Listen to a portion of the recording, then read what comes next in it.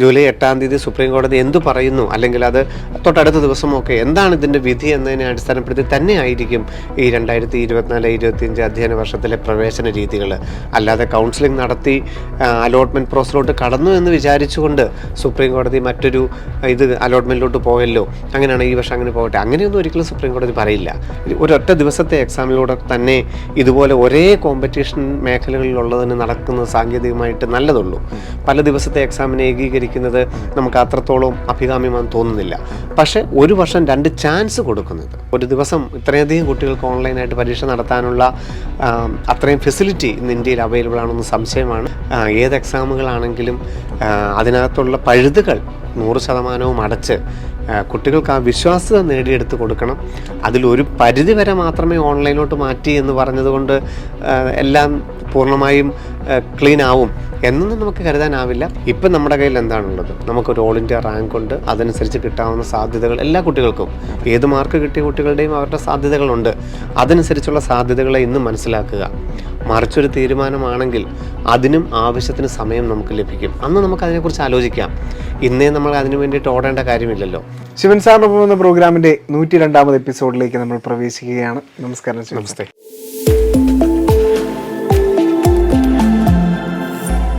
Shivan sir, നമ്മുടെ എക്സാമുകളൊക്കെ കഴിഞ്ഞിട്ട് വളരെ നാളുകൾ പിന്നിട്ടു. ഇപ്പോൾ അലോട്ട്മെന്റ് പ്രോസസ്സിലേക്കൊക്കെ പ്രവേശിക്കാൻ പോകുന്നു എന്ന് നമുക്ക് ഒരുപക്ഷെ വിശ്വസിക്കാം. നമുക്ക് 8-ാം തീയതി ഒരു വിധി വരാനിരിക്കുന്നു. സാർ, അപ്പോൾ അതിനോടകം ഇപ്പോൾ എനിക്ക് തോന്നുന്നു വിദ്യാർത്ഥികളെല്ലാം പ്രതീക്ഷിച്ചിരിക്കുന്ന ഒരു പുതിയ ഓൾ ഇന്ത്യ റാങ്ക് പ്രഖ്യാപിക്കുന്ന. തീർച്ചയായിട്ടും. കാരണം ആ ഗ്രേസ് മാർക്കിന്റെ വിവാദത്തിൽപ്പെട്ട 6 സെന്ററുകളിൽ വീണ്ടും പുനഃപരീക്ഷ നടത്തുകയും 1563 കുട്ടികളിൽ ഏതാണ്ട് 813 കുട്ടികളോടാണ് 2ാമത് പരീക്ഷ എഴുതാൻ തയ്യാറാക്കിയിരിക്കുന്നത്. ബാക്കിയുള്ള കുട്ടികൾ ഗ്രേസ് മാർക്ക് ഇല്ലാത്ത മെയ് 5-ന്റെ മാർക്ക് മതി എന്നാണ് പറഞ്ഞത്. അപ്പോൾ ഇതെല്ലാം കൂടെ ചേർത്തുകൊണ്ട്, അതുപോലെ തന്നെ ഏതാണ്ട് 119 പേരെ ഡിബാർ ചെയ്തിട്ടുണ്ട്. വിവിധ സെൻറ്ററുകളിൽ എക്സാം അലിഗേഷനുമായിട്ട് ബന്ധപ്പെട്ട 119 പേരെ ഡിബാർ ചെയ്തിട്ടുണ്ട്. ഇവരെല്ലാം ഒഴിവാക്കിക്കൊണ്ട് ഈ 2 പരീക്ഷയുടെയും മെയ് 5-ന്റെയും ജൂൺ 23-ന്റെയും പരീക്ഷ അനുസരിച്ചുള്ള ഒരു പുതിയ റാങ്ക് ലിസ്റ്റാണ് ഇന്ന് ജൂൺ 30-ാം തീയതി NTA പ്രസിദ്ധീകരിക്കുന്നത്. ഇതിനെ അടിസ്ഥാനപ്പെടുത്തിയായിരിക്കും അലോട്ട്മെന്റിലേക്ക് കടക്കുന്നത്. സാർ, ഇപ്പോൾ പലവിധ വാദപ്രതിവാദങ്ങളും സോഷ്യൽ മീഡിയയിൽ ഇങ്ങനെ സജീവമാണ്. തീർച്ചയായിട്ടും. ഇപ്പോൾ അത്തരത്തിലൊരു കാര്യമാണ് നമ്മുടെ ജൂലൈ 6-ാം തീയതി ഫസ്റ്റ് അലോട്ട്മെന്റ് വരുമെന്നത്. അതിന്റെ യാഥാർത്ഥ്യത എത്രത്തോളമാണ്? തീർച്ചയായിട്ടും ഈ വാദപ്രതിവാദങ്ങളോ അല്ലെങ്കിൽ ഈ അലിഗേഷൻസ് ഒന്നും ഇല്ലായിരുന്നെങ്കിൽ ജൂൺ 14-ാം തീയതിക്കുള്ളിൽ നീറ്റിന്റെ റിസൾട്ട് വരികയും ജൂലൈ 6-ാം തീയതി തന്നെയായിരുന്നു അലോട്ട്മെന്റ് തീരുമാനിച്ചിരുന്നത്. അത് നേരത്തെ പ്ലാൻ ചെയ്തിരുന്നതാണ്. ഈ ഒരു വിവാദങ്ങൾക്ക് മുമ്പ് തന്നെ 2024-25 അധ്യയന വർഷത്തിലെ ഓൾ ഇന്ത്യ കോട്ട അലോട്ട്മെന്റ് തീരുമാനിച്ചിരുന്നത് 6-ാം തീയതിയാണ്. അതിന്റെ ഷെഡ്യൂളാണ് നമ്മളിപ്പോൾ കാണുന്നത്. അത് തെറ്റൊന്നുമല്ല, അത് ഒറിജിനൽ ആയിട്ടുള്ളത് തന്നെയാണ്, ഫേക്ക് ന്യൂസ് അല്ല, ഒറിജിനൽ തന്നെയാണ്. 6-ാം തീയതിയാണ് രജിസ്ട്രേഷൻ ആരംഭിക്കാനിരുന്നത്. ജൂലൈ 15-ാം തീയതി ഫസ്റ്റ് അലോട്ട്മെന്റ് വരുന്നു. അതോടൊപ്പം തന്നെ 22-ാം തീയതിക്കുള്ളിൽ എല്ലാ കോളേജുകളിലും ഫസ്റ്റ് അലോട്ട്മെന്റ് MBBS-ന്റെയും BDS-ന്റെയും എയിംസിൻ്റെയും ഒക്കെ അടക്കമുള്ള, അല്ലെങ്കിൽ ഇന്ത്യയിലെ ഗവൺമെന്റ് മെഡിക്കൽ കോളേജുകളുടെ ഒക്കെ അഡ്മിഷൻ 15-ാം തീയതി പബ്ലിഷ് ചെയ്യും. 22-ാം തീയതിക്കുള്ളിൽ കോളേജുകളിൽ ചെന്ന് അഡ്മിഷൻ എടുക്കുകയും ചെയ്യുന്നത് അത് ഫിക്സർ തന്നെ ആയിരുന്നു. പക്ഷേ നമുക്കറിയാം, ഇപ്പോൾ ജൂൺ 30-ാം തീയതി ഇന്ന് നീറ്റ് റിസൾട്ട് വരികയുള്ളൂ. അപ്പം 6-ാം തീയതിക്കുള്ളിൽ ഒരു പുതിയ ഡാറ്റാബേസ് തയ്യാറാവുകയും അത് MCCക്ക് അയച്ചു കൊടുക്കുകയും 6-ാം തീയതി തന്നെ കൗൺസിലിംഗ് തുടങ്ങുമെന്നുള്ളത് സ്വാഭാവികമായിട്ട് നമുക്ക് ചിന്തിക്കാനാവില്ല. ഒരു 8-ാം തീയതിയോ 10-ാം തീയതിയോ ആയിട്ട് മിക്കവാറും കൗൺസിലിംഗ് ആരംഭിക്കാനുള്ള ഡേറ്റേ കാണുന്നുള്ളൂ. ഷെഡ്യൂൾ ഒന്ന് മാറും, പക്ഷേ അതിൻ്റെ ആ പ്രോസസ്സിനൊന്നും ഒരു മാറ്റവുമില്ല. അത് കൃത്യം അത് തന്നെയാണ്. പക്ഷേ 6-ാം തീയതി എന്നുള്ളത് 8-ാം തീയതി അല്ലെങ്കിൽ 10-ാം തീയതിയിലോട്ടായിരിക്കും മാറാൻ പോകുന്നത്. 15-ാം തീയതി അലോട്ട്മെന്റ് വരുന്നത് 20-ാം തീയതിയോ 21-ാം തീയതിയോ ഒക്കെ ആയിട്ട് അലോട്ട്മെന്റ് വരികയുള്ളൂ എന്ന് മാത്രമേ ഉള്ളൂ. അത് നീറ്റ് എക്സാമിനോടനുബന്ധിച്ച് തയ്യാറാക്കിയ ആദ്യത്തെ ഒരു ഷെഡ്യൂളാണ് ഇപ്പോൾ നമുക്ക് പ്രസിദ്ധീകരിച്ചിരിക്കുന്നത് കാണാനായിട്ട് സാധിക്കുന്നത്. അത് ഒറിജിനൽ തന്നെയാണ്. പക്ഷേ ആ ഡേറ്റിൽ തന്നെ നടക്കുമോ എന്നുള്ളത് നമുക്ക് സംശയമാണ്. കാരണം ഈ ഡേറ്റാബേസ് പ്രിപ്പറേഷൻ അത്ര എളുപ്പമുള്ള കാര്യമല്ലല്ലോ. അതുകൊണ്ട് അത് നമുക്ക് വരുന്നിടത്ത് വെച്ച് കാണാം എന്ന് മാത്രമേ ഉള്ളൂ. സാർ, അതുപോലെ ഇപ്പോൾ സാറ് പറഞ്ഞതുപോലെ അലോട്ട്മെന്റ് പ്രോസസ്സ് ഇപ്പോൾ സാർ പറഞ്ഞ പോലെ 8 അല്ലെങ്കിൽ 10-ലൊക്കെ എപ്പോഴേലും ഒക്കെ വരട്ടെ, അല്ലെങ്കിൽ നമുക്ക് അങ്ങനെ വിശ്വസിക്കാം. തീർച്ചയായിട്ടും. അപ്പോൾ ആ ഒരു സമയത്തിനുള്ളിൽ ജൂലൈ 8 എന്ന് പറയുന്ന ഒരു വലിയൊരു ചോദ്യചിഹ്നം നമ്മുടെ മുമ്പിൽ. നിരവധി കേസുകൾ, കുട്ടികൾ കൊടുത്ത കേസുകൾ സുപ്രീം കോടതി അന്ന് പരിഗണിക്കുന്നുണ്ട്. അതെ. അപ്പോൾ ആ ഒരു ദിവസത്തെ എങ്ങനെ നമ്മുടെ ജനങ്ങൾ വിശ്വാസ്യതയോടെ കാണണം? ജൂലൈ 8-ാം തീയതി തീർച്ചയായിട്ടും അന്നൊരു വിധി നമ്മൾ ഒരിക്കലും പ്രതീക്ഷിക്കുന്നില്ല. അന്ന് ഈ പറഞ്ഞ ധാരാളം ഹർജികൾ സുപ്രീം കോടതിക്ക് മുമ്പിൽ വന്നിട്ടുണ്ട്. അതിലെല്ലാം കുട്ടികളുടെ വാദം എന്താണ്, അതോടനുബന്ധിച്ച് കേന്ദ്ര ഗവൺമെൻറ് ഇതിനെന്താണ് പറയാനുള്ളത്, NTA-ക്ക് എന്താണ് പറയാനുള്ളതെന്ന് കേട്ടിട്ട് ഒരാഴ്ചക്കുള്ളിലായിരിക്കും സുപ്രീം കോടതി എന്താണെങ്കിലും വിധി പറയാനായിട്ട് പോകുന്നത്. അതെന്താണെങ്കിലും തീർച്ചയായിട്ടും കുട്ടികളുടെ 100% കുട്ടികളെ വിശ്വാസത്തിലെടുത്തുകൊണ്ട് മാത്രമേ ഈ നാഷണൽ ടെസ്റ്റിംഗ് ഏജൻസിയെയും അതുപോലെ തന്നെ നീറ്റ് എക്സാമിനെയും ഒക്കെ ഏറ്റവും വിശ്വാസത്തിലെടുത്തുകൊണ്ടുള്ളൊരു വിധി തന്നെയായിരിക്കും. അതിൽ സുപ്രീം കോടതി ഏത് വിധിയിലോട്ട് എത്തിക്കഴിഞ്ഞാലും അതിന് പൂർണ്ണ മനസ്സോടെ ഉൾക്കൊണ്ടുകൊണ്ട് അലോട്ട്മെൻറ്റ് പ്രോസസ്സിലോട്ട് അല്ലെങ്കിൽ എന്താണോ സുപ്രീം കോടതി പറയുന്നത് അതിലോട്ട് കടന്നു പോവുകയാണ് ചെയ്യേണ്ടത്. അപ്പം കുട്ടികൾക്കുള്ളൊരു ആശങ്ക എന്ന് പറയുന്നത് ഇപ്പോൾ ഈ അലോട്ട്മെൻറ്റ് പ്രോസസ്സിലോട്ട് കടക്കുന്നു, 8-ാം തീയതി 10-ാം തീയതി വരുന്നു, അല്ലെങ്കിൽ 15-ാം തീയതി അലോട്ട്മെൻറ്റ് വരുന്നു. അപ്പോൾ ഇത് 100% എനിക്ക് ഇതനുസരിച്ച് പോകാൻ പറ്റുമോ, അത് സുപ്രീം കോടതി മറുത്തൊന്ന് പറഞ്ഞു കഴിഞ്ഞാൽ എന്തായിരിക്കും സംഭവിക്കുക എന്നുള്ളതാണ് കുട്ടികളുടെ ഒരു ഇപ്പോൾ ഉള്ള ചെറിയൊരു ചിന്ത. അത് തീർച്ചയായിട്ടും സുപ്രീം കോടതിയുടെ അന്ന് തന്നെ ആദ്യം കേസ് എടുത്തപ്പോൾ തന്നെ സുപ്രീം കോടതി അത് പറയുകയും ചെയ്തിട്ടുണ്ട്. ഇതിൽ എന്തെങ്കിലും ഒരു അസ്വാഭാവികത തോന്നിക്കഴിഞ്ഞാൽ, ഈ കേസിനകത്ത് എന്തെങ്കിലും ഒരു കാര്യമാത്ര പ്രസക്തമുണ്ടെന്ന് മനസ്സിലാക്കി കഴിഞ്ഞാൽ തീർച്ചയായിട്ടും പരീക്ഷ തന്നെ ഇല്ല എങ്കിൽ പിന്നെ കൗൺസിലിംഗ് എന്ന് പറയുന്നതിന് പ്രസക്തി ഇല്ലല്ലോ. അപ്പോൾ അതിനകത്തൊരു അലോട്ട്മെൻറ്റ് കിട്ടി എന്ന് പറയുന്നതിന് പ്രത്യേകിച്ച് പ്രസക്തിയൊന്നും ഉണ്ടാവില്ല. അതുകൊണ്ട് തീർച്ചയായിട്ടും ജൂലൈ 8-ാം തീയതി സുപ്രീം കോടതി എന്തു പറയുന്നു, അല്ലെങ്കിൽ അത് തൊട്ടടുത്ത ദിവസമൊക്കെ എന്താണ് ഇതിൻ്റെ വിധി എന്നതിനെ അടിസ്ഥാനപ്പെടുത്തി തന്നെ ആയിരിക്കും ഈ 2024-25 അധ്യയന വർഷത്തിലെ പ്രവേശന രീതികൾ.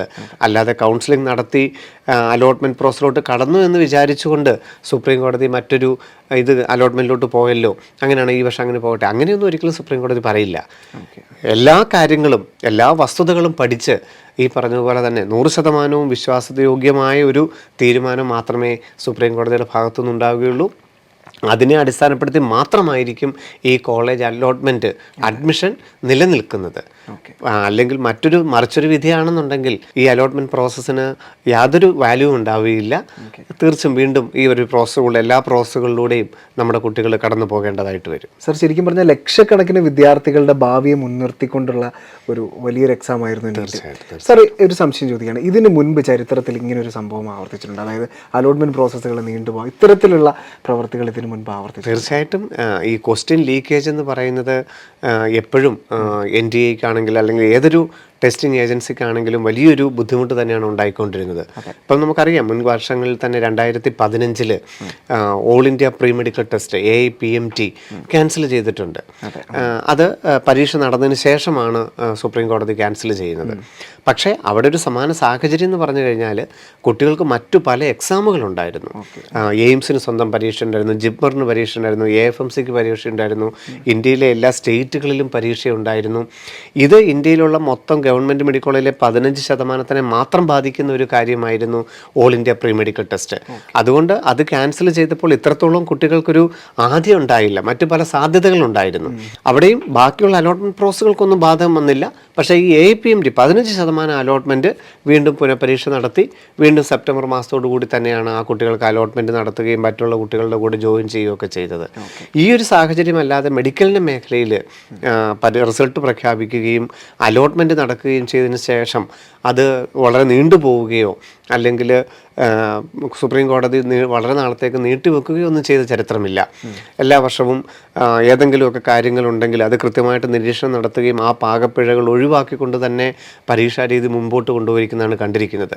ആകെയുള്ളത് ഈ നമ്മുടെ പരിചയത്തിൽ ഈ 2015 AIPMT 15% ഓൾ ഇന്ത്യ കോട്ട മാത്രമേ ക്യാൻസൽ ചെയ്തിട്ടുള്ളൂ. പക്ഷേ അന്ന് ഈ സാഹചര്യമല്ലായിരുന്നു. ഇന്നത്തെ സാഹചര്യം മെഡിക്കൽ അലോട്ട്മെൻറ്റ് പ്രോസസ്സ് മുഴുവൻ ചോദ്യചിഹ്നമായിട്ട് നിൽക്കുകയാണ്. മൊത്തം 24 ലക്ഷം വിദ്യാർത്ഥികളുടെയും ഭാവിയെ ബാധിക്കുന്ന ഒരു കാര്യമാണ്. അപ്പം സുപ്രീം കോടതി അത്രയധികം ഉത്തരവാദിത്വം, ആ ഒരു റെസ്പോൺസിബിലിറ്റി, കാരണം 24 ലക്ഷം വിദ്യാർത്ഥികൾ മെഡിക്കൽ അലോട്ട്മെൻറ്റിൻ്റെ ആ സിസ്റ്റം മുഴുവനെ ബാധിക്കുന്ന കാര്യം. അപ്പോൾ അതെല്ലാം ഉൾക്കൊണ്ടുകൊണ്ട് തന്നെ ആയിരിക്കുമല്ലോ സുപ്രീം കോടതി ഉത്തരം പറയുന്നത്. അതിലൊന്നും നമുക്ക് യാതൊരു തരത്തിലുള്ള തടസ്സങ്ങളോ സംശയങ്ങളോ ഇല്ല. പക്ഷേ ആദ്യം പറഞ്ഞ വാക്കുകളിലോട്ട് തന്നെ ഇതിൻ്റെ വിശ്വാസ്യത നേടിയെടുത്തുകൊണ്ട് ഈ സിസ്റ്റത്തിലോട്ട് പോകുന്നത് തന്നെ ആയിരിക്കും കുട്ടികൾക്കും രക്ഷിതാക്കൾക്കും ഈവൻ നമുക്കെല്ലാവർക്കും ഏറ്റവും അഭികാമ്യമായ രീതി. സർ, ഈ അലോട്ട്മെൻറ്റ് പ്രോസസ്സ് വൈകിയാൽ ഇപ്പോൾ മെഡിക്കൽ അലൈഡ് കോഴ്സുകൾ ഇതിലൊക്കെയുള്ള ഒരു പ്രോസസ്സ് പെൻഡിങ് ആവില്ലേ? തീർച്ചയായിട്ടും അത് തന്നെയാണ് ഇതിനകത്തെ. കാരണം ബാക്കി എല്ലാ മേഖലകളെയും എല്ലാ സ്റ്റേറ്റ് അലോട്ട്മെൻറ്റുകളെയും ഒക്കെ ഇത് ബാധിക്കും. അതുപോലെ തന്നെ ഇവിടെ നമുക്ക് വലിയൊരു ചോദ്യം എന്നത് ബാക്കിയുള്ള എല്ലാ അലോട്ട്മെൻറ്റുകൾ, കാരണം ഈ കുട്ടികൾക്ക് ബാക്കി നിരവധി അലോട്ട്മെൻറ്റുകൾ കിട്ടുമായിരുന്നു. ജോസ സീറ്റ് അലോക്കേഷൻ, സ്റ്റേറ്റ് എഞ്ചിനീയറിങ്ങുകളുടെ അലോക്കേഷൻ, അതുപോലെ ധാരാളം അലോട്ട്മെൻറ്റ് പ്രോസസ്സുകളിൽ പലയിടത്തും റാങ്കുള്ള കുട്ടികളായിരുന്നു, ഈവൻ ഡിഗ്രി പ്രവേശനം ഒക്കെ ആണെങ്കിലും. പക്ഷേ അതൊക്കെ ഒഴിവാക്കിയിട്ടാണ് നീറ്റിൻ്റെ റാങ്ക് അനുസരിച്ചൊരു പ്രവേശനം കിട്ടുമെന്ന് പ്രതീക്ഷിച്ച് ഈ വിദ്യാർത്ഥികൾ വെയിറ്റ് ചെയ്യുന്നത്. അപ്പം ഇത് നീണ്ടുപോയി കഴിഞ്ഞാൽ അവരുടെ ബാക്കിയുള്ള എല്ലാ സാധ്യതകളും ഇല്ലാതായിപ്പോയി എന്നുള്ളതാണ് ഇവിടെ കുട്ടികളെ കുഴയ്ക്കുന്നൊരു ചോദ്യം. ഇപ്പം NIT, IIT, IIIT അല്ലെങ്കിൽ എഞ്ചിനീയറിംഗ് മേഖലകൾ, ഡിഗ്രി മേഖലകളുടെ പ്രവേശന സാധ്യതകൾ, മാത്തമാറ്റിക്കൽ ഇൻസ്റ്റിറ്റ്യൂട്ടുകൾ, അതുപോലെ ഏത് മേഖലകൾ, ISRO, IISc ബാംഗ്ലൂർ, എല്ലാ മേഖലകളുടെയും അലോട്ട്മെൻറ്റുകളിലൊക്കെ ഈ കുട്ടികൾ ഉണ്ടായിരുന്നു. പക്ഷേ അവയിലൊന്നും പങ്കെടുക്കാതെ ഈ മെഡിക്കൽ പ്രൊഫഷനെ താല്പര്യപ്പെടുത്തി നിന്നവർക്ക് ഇത് താമസിച്ചു പോയി കഴിഞ്ഞാൽ തീർച്ചയായിട്ടും അവർക്കതൊരു വലിയ വെല്ലുവിളി തന്നെയായിരിക്കും. സർ, ഇപ്പോൾ ഓൾ ഇന്ത്യ റാങ്ക് പുനർനിർണ്ണയിക്കുന്നു. അപ്പോൾ കുട്ടികളെല്ലാവരും ആകാംക്ഷയോടെ കാത്തിരിക്കുന്നത് റാങ്കിലുള്ള ഒരു വ്യത്യാസത്തെക്കുറിച്ച്. തീർച്ചയായിട്ടും അത് അവർക്കിടയിൽ വലിയൊരു ചർച്ചാ വിഷയം കൂടിയാണ്. തീർച്ചയായിട്ടും. കാരണം ഇപ്പം നമുക്കറിയാം അതിൽ വലിയ രീതിയിലൊരു മാറ്റം നമ്മൾ പ്രതീക്ഷിക്കുന്നില്ല. ഇപ്പം ആദ്യത്തെ റാങ്കിൽ എടുക്കുകയാണെങ്കിൽ നമുക്കറിയാം ഒരു 6 കുട്ടികൾക്കാണ് ഗ്രേസ് മാർക്കിൻ്റെ ഒരു ആനുകൂല്യം കൂടെ ലഭിച്ചുകൊണ്ട് 720 കിട്ടിയത്. അവരെല്ലാവരും അതിൽ നിന്ന് ഒഴിവാകും. ഇനി അവർ ചിലപ്പം പരീക്ഷ എഴുതിയിട്ടുണ്ടായിരിക്കാം, ചിലപ്പോൾ 720 മേടിച്ചിട്ടുണ്ടായിരിക്കാം. പക്ഷേ നമ്മൾ വിചാരിക്കുന്ന അവർ വീണ്ടും പരീക്ഷ എഴുതാൻ സാധ്യത കുറവാണ്. പകരം ഗ്രേസ് മാർക്ക് ഇല്ലാത്ത മാർക്കായിരിക്കാം അവർക്ക് അഭികാമ്യമായിട്ട് അവർ തിരഞ്ഞെടുത്തത്. അറിയില്ല, എന്താണെങ്കിലും വന്നാലേ അറിയുള്ളൂ. പക്ഷേ ആ 6 പേര് മാറും. അതോടൊപ്പം 718, 719 കിട്ടിയ മാർക്കുകളുണ്ട്, അത് ഒഴിവാകും. അങ്ങനെ ഏറ്റവും ടോപ്പ് റാങ്ക് വരുമ്പോഴേക്കും 8 കുട്ടികളുടെ റാങ്ക് അപ്പാടെ മാറുന്ന ഒരു സാഹചര്യമുണ്ട്. ഇനി ആരെങ്കിലും 1-2 പേര് ചിലപ്പോൾ അതിനകത്തോട്ട് കയറി വന്നേക്കാം, അതും ചെയ്തേക്കാം. ബാക്കിയുള്ളത് നമുക്കറിയാം ഈ 813 കുട്ടികൾ പരീക്ഷ എഴുതി മൊത്തത്തിൽ 1563-ൻ്റെയും പിന്നെ ഈ 119 ഡിബാർ ചെയ്തവരുടെ വിഷയങ്ങളല്ലേ ഉള്ളൂ. അപ്പം 700-ൻ്റെയൊക്കെ വരുമ്പോഴത്തേക്കും ഒരു 50 റാങ്കുകളുടെ, അതുപോലെ തന്നെ 650 വരുമ്പോഴേക്കും ഒരു 300, മാക്സിമം ഒരു 300 റാങ്കുകളുടെ ഒരു താഴെത്തട്ടിലോട്ട് വരുമ്പോൾ ഒരു 2 ലക്ഷം റാങ്കിലോട്ടൊക്കെ വരുമ്പോഴായിരിക്കും ഒരു 1000 റാങ്കിൻ്റെ എങ്കിലുമൊക്കെ ഒരു വേരിയേഷൻ വരുന്നത്. അത് പക്ഷേ ഓൾ ഇന്ത്യ അടിസ്ഥാനത്തിൽ വലുതായിട്ട് ബാധിക്കുന്നുമില്ല. പക്ഷേ ഇതിലൊന്നും കേരളത്തിലുള്ള ഒരു കുട്ടി പോലും ഇല്ലാത്തത് കൊണ്ട് കേരളത്തിൻ്റെ റാങ്കിങ്ങിനെയോ കേരളത്തിൽ കിട്ടാനുള്ള സാധ്യതകളെ ഒന്നും മെയ് 5 പരീക്ഷ എഴുതുകയും ജൂൺ 4 റിസൾട്ട് വരുന്നതനുസരിച്ച് ആ റിസൾട്ട് അനുസരിച്ച് തന്നെയായിരിക്കും കേരള അലോട്ട്മെൻറ്റ് പ്രോസസ്സുകളെല്ലാം നടക്കുന്നത്. കാരണം അവിടെ ഒന്നും ഒരു മാറ്റവും ഇല്ലല്ലോ, കേരളത്തിലുള്ള ഒരു കുട്ടി പോലും ഇതിനകത്തെങ്ങും ഇല്ലല്ലോ. അതുകൊണ്ട് കേരളത്തിൽ അഡ്മിഷൻ കിട്ടേണ്ടതിനെ ഒരു തരത്തിലും ബാധിക്കില്ല. പിന്നെ ഓൾ ഇന്ത്യ കോട്ടയിലൊക്കെ കിട്ടേണ്ടതിനകത്ത് ചെറിയൊരു ഗുണം കുട്ടികൾക്ക് ലഭിച്ചേക്കാമെന്ന് മാത്രമേ ഉള്ളൂ. സർ, നിരവധി വർഷമായിട്ട് ഈ ഒരു മേഖലയിൽ എക്സ്പീരിയൻസ് ഉള്ള ഒരാളാണ് ശിവൻ സാറ്. തീർച്ചയായിട്ടും ഞാനൊരു ചോദ്യം ചോദിക്കുകയാണ്. കാരണം നമ്മുടെ സമൂഹ മാധ്യമങ്ങളിലൊക്കെ ചർച്ചയായിക്കൊണ്ടിരിക്കുന്ന ഒരു ചോദ്യമാണ്. ഈ എക്സാമിൻ്റെ രീതി വരുന്ന വർഷം മാറാനിടയുണ്ടോ? അതായത് ഓഫ്ലൈനിൽ നിന്ന് ഓൺലൈനിലേക്ക് മാറാനിടയുണ്ടോ? ഇനി ഓൺലൈനിലേക്ക് മാറിയാൽ തന്നെ എന്തായിരിക്കും അവിടെ സംഭവിക്കുക?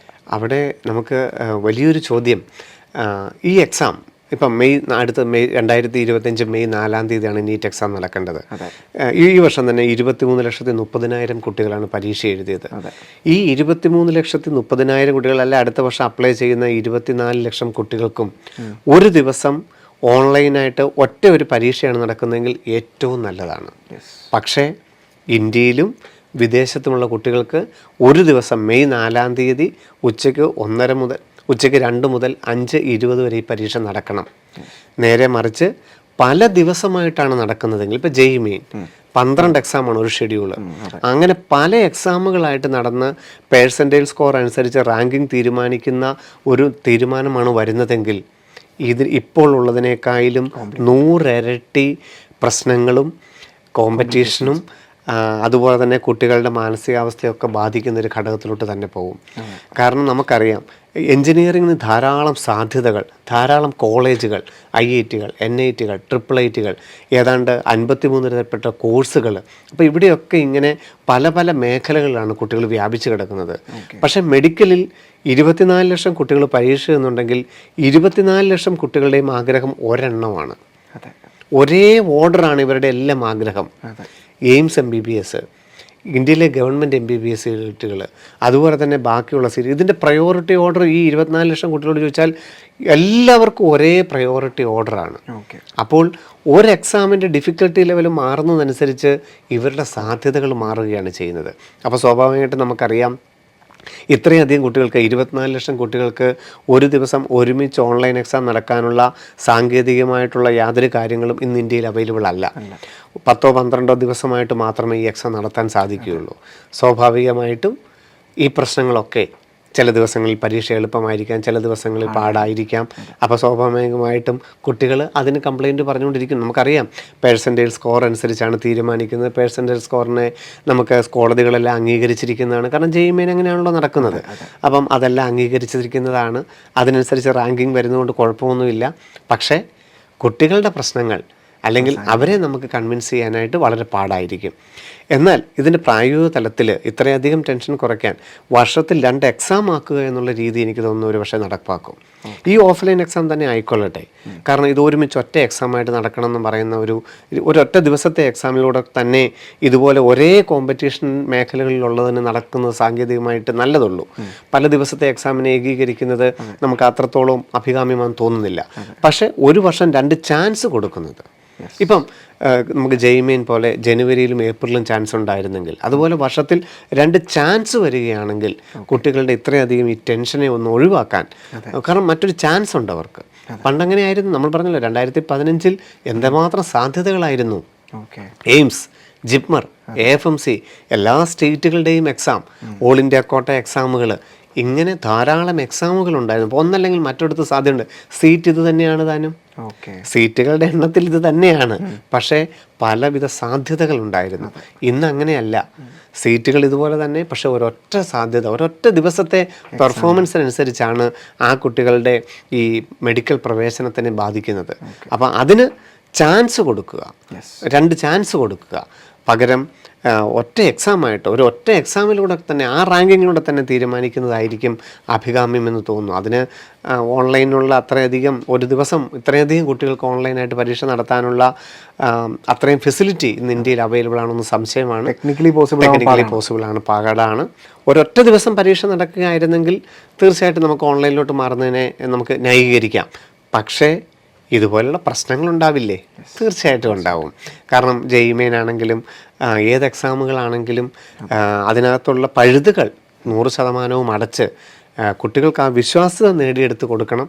അതിലൊരു പരിധി വരെ മാത്രമേ ഓൺലൈനിലോട്ട് മാറ്റി എന്ന് പറഞ്ഞതുകൊണ്ട് എല്ലാം പൂർണ്ണമായും ക്ലീൻ ആവും എന്നൊന്നും നമുക്ക് കരുതാനാവില്ല. പക്ഷേ നടത്തിപ്പിൽ കാണിക്കേണ്ട ജാഗ്രത നമ്മളെപ്പോഴും പറഞ്ഞതുപോലെ തന്നെ കുട്ടികളുടെ വിശ്വാസത്തിലെടുത്തുകൊണ്ട് ഇത്രയധികം കഷ്ടപ്പെട്ട് പഠിക്കുന്ന വിദ്യാർത്ഥികളെയും അവരുടെ ഭാവിയെയും ഒക്കെ മനസ്സിലാക്കി അതിൻ്റെ ഒരു ജാഗ്രത ഉണ്ടെങ്കിൽ, അത് ഓൺലൈൻ ആണെങ്കിലും ഓഫ്ലൈൻ ആണെങ്കിലും ആ ജാഗ്രത ഉണ്ടായിരിക്കണമെന്ന് മാത്രമേ നമുക്ക് ആഗ്രഹമുള്ളൂ. ഇത് മുഴുവൻ ഓൺലൈനിലോട്ട് മാറണമെന്നോ അല്ലെങ്കിൽ ഓഫ്ലൈനായിട്ട് മാറിയാൽ ഇതെല്ലാം വീണ്ടും പാകപ്പിഴകൾ ഉണ്ടാകുന്നൊന്നും നമുക്ക് പരാതികളോ അല്ലെങ്കിൽ ഗുണങ്ങളോ ഒന്നുമില്ല. ഓൺലൈൻ ആണെങ്കിലും ഓഫ്ലൈൻ ആണെങ്കിലും എല്ലാം നല്ലത് തന്നെയാണ്. പിന്നെ വർഷത്തിൽ 2 ചാൻസ് കൊടുക്കുന്നത് കുട്ടികളുടെ ഈ മാനസികാവസ്ഥയ്ക്ക് വലിയൊരു ആശ്വാസമാകുമെന്ന് തോന്നുന്നു. അതിനും നമുക്കറിയാം സീറ്റുകളുടെ എണ്ണവും റാങ്കിങ്ങിൻ്റെ രീതിയെല്ലാം ഒന്ന് തന്നെയാണ്. പക്ഷേ കുട്ടികളുടെ ഈ മാനസികാവസ്ഥയ്ക്ക് മറ്റൊരു ചാൻസ് ഉണ്ടല്ലോ എന്നുള്ളതനുസരിച്ചൊന്ന് തയ്യാറെടുക്കാൻ നല്ലൊരു രീതി തന്നെ ആയിരിക്കുമെന്ന് തോന്നുന്നു. സാർ ഇപ്പോൾ പറഞ്ഞു 2 എക്സാമുകളായിട്ട് തന്നെ നടത്തുകയാണെങ്കിൽ കുട്ടികളുടെ ഒരു മാനസിക, തീർച്ചയായിട്ടും ഒരു വർഷം 2 ചാൻസ് കൊടുക്കുകയാണെങ്കിൽ വലിയ മാറ്റം ഉണ്ടാകും. അപ്പോൾ സാർ ഞാനൊരു കാര്യം കൂടെ ചോദിക്കുകയാണ്. ഇപ്പോൾ ഗവൺമെൻറ് മേഖലയിലെയും സ്വകാര്യ മേഖലയിലെയും ഫീസ് ഘടന അത് ഒരുപാട് പേർക്കൊരു വലിയ അന്തരമാണ്.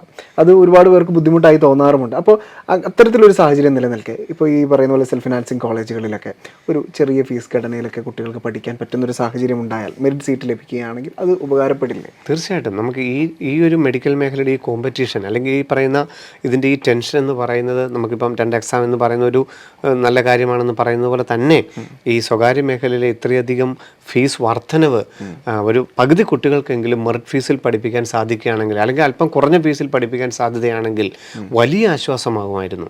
കാരണം 1,10,000-ഓളം MBBS സീറ്റുകളുള്ളതിൽ നമുക്ക് ഗവൺമെൻറ് മേഖലയിൽ വളരെ കുറച്ച് സീറ്റുകൾ മാത്രം. ഇപ്പോൾ കേരളത്തിലൊരു കുട്ടിയെ സംബന്ധിച്ചോളം കേരളത്തിലുള്ള 12 കോളേജുകളുടെ സീറ്റുകളെ 100% ഉള്ളൂ. പിന്നെ ആകെ ഉള്ളത് മറ്റുള്ള എല്ലാ സ്റ്റേറ്റുകളിലെയും കൂടെ 15% സീറ്റുകളേ ഉള്ളൂ. നേരെ മറിച്ച് ഇവിടുത്തെ സ്വകാര്യ മേഖലയിലെ ഫീസുകൾ സാധാരണ ഒരു കുടുംബത്തിനെ കൊണ്ട് താങ്ങാൻ പറ്റുന്നതിനപ്പുറമാണ്. അതുകൊണ്ട് സ്വകാര്യ മേഖലയിലെയും ഡീംഡ് മേഖലയിലെയും ഫീസുകൾ കുറയ്ക്കണമെന്ന നാഷണൽ മെഡിക്കൽ കമ്മീഷൻ്റെ റിപ്പോർട്ടുണ്ട്. അത് സുപ്രീം കോടതിയുടെ പരിഗണനയിലുമാണ്. അതും കേരള ഗവൺമെൻറ്റുമൊക്കെ വളരെ സജീവമായിട്ട് ഈ ചർച്ചകൾ നടത്തുകയാണെങ്കിൽ, അതുപോലെ സ്വകാര്യ മാനേജ്മെൻറ്റുകളും തീരുമാനിക്കണം 50% കുട്ടികളെയെങ്കിലും ഫീസ് കുറഞ്ഞ് പഠിപ്പിക്കാൻ. 2016 വരെ അങ്ങനെ ഉണ്ടായിരുന്നു. ഇവിടെ ആദ്യകാലങ്ങളിലൊക്കെ 1.5 ലക്ഷം രൂപയെ പകുതി ഫീസ് ഉണ്ടായിരുന്നുള്ളൂ. അത് വന്ന് 3.25 ലക്ഷം രൂപ വരെയൊക്കെ സെൽഫ് ഫിനാൻസിങ് കോളേജിൽ മെറിറ്റ് ഫീസും മാനേജ്മെൻറ്റ് ഫീസ് 11 ലക്ഷവും ഒക്കെ ആയിരുന്നു. പക്ഷേ അതിൽ നിന്ന് മാറിയിട്ട് 2016 ഏകീകരിച്ചപ്പോഴാണ് 85% സീറ്റുകൾക്കും ഈ 8 ലക്ഷം രൂപ എന്നുള്ള ഘടന വന്നത്.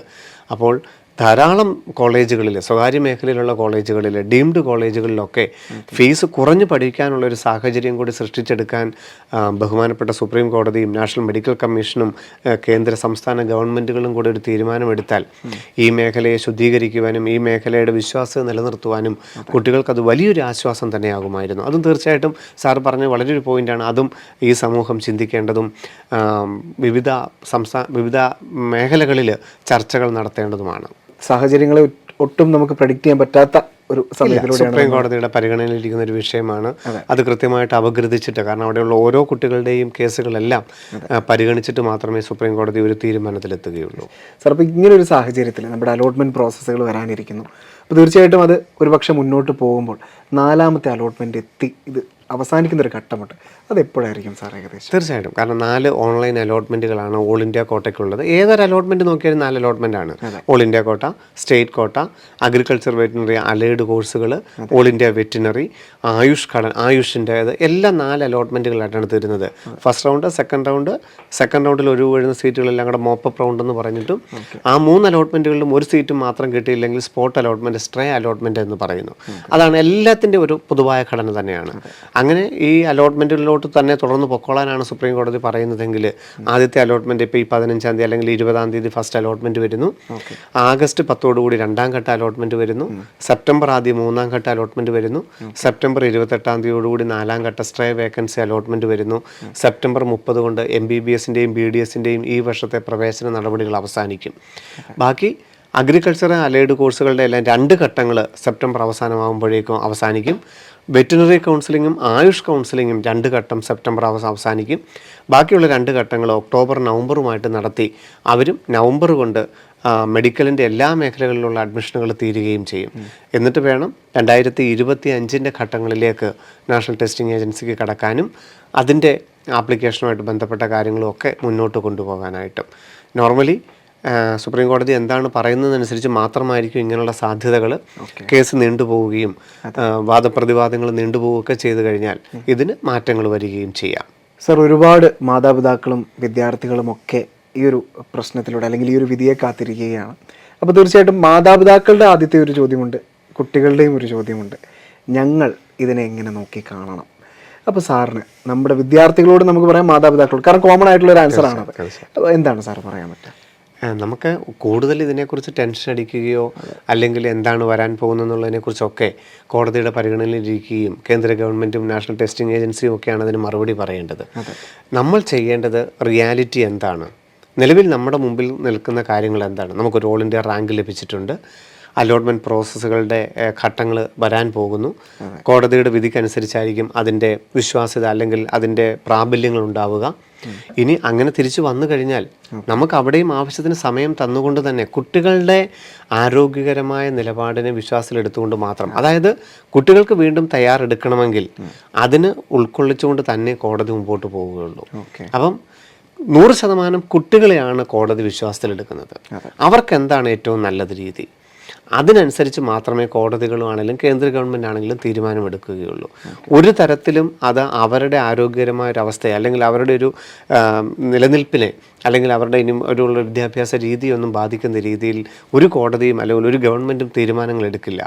ഇനി തിരിച്ചാണ് ഒരു വരുന്നതെങ്കിൽ വീണ്ടും ഒരു എക്സാം എന്ന് പറയുന്ന ഘട്ടത്തിലൂടെയാണ് പോകേണ്ടതെങ്കിൽ അതിനാവശ്യമായ സമയം തരികയും അതിന് വേണ്ട ക്രമീകരണങ്ങൾ കൃത്യമായിട്ട് നടക്കും. കാരണം ഇതിനി ആവർത്തിക്കപ്പെട്ടുകൂടല്ലോ.